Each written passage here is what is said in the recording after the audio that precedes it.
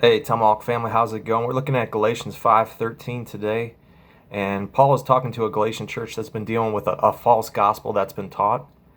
And in Galatians 5, Paul is saying that the real gospel involves real freedom in Christ. And this is what Paul says in Galatians 5:13. You, my brothers, were called to be free, but do not use your freedom to indulge the sinful nature. Rather, serve one another in love. We find real freedom in Christ because Jesus died on the cross so we could have real freedom. In real freedom with Christ, we find real hope and real truth and real peace, because in real freedom with Christ, we don't have to worry about being perfect because we have forgiveness. We don't have to feel like we're a slave to perfection. When we find real freedom in Christ, we don't have to worry about finding our identity in other things, because we can find our identity in Jesus, and Christ loves us just the way we are as long as we do what we're called to do. We also find real freedom in Christ because we don't have the anxiety of trying to find which way to go, because we know the one way to go, and that's truth from Jesus Christ.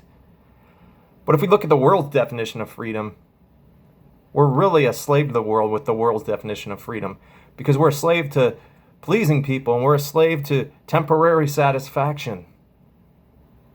And you feel kind of this false sense of freedom for a little while with being popular and having a lot of possessions, but at some point you're going to feel empty through finding false freedom.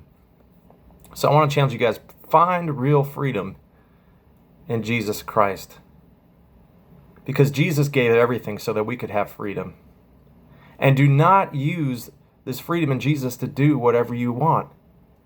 A, because that's a false witness for Jesus, and B, because you're going to go down this path of unholiness that's going to really wreck you spiritually, and you do not want to do that.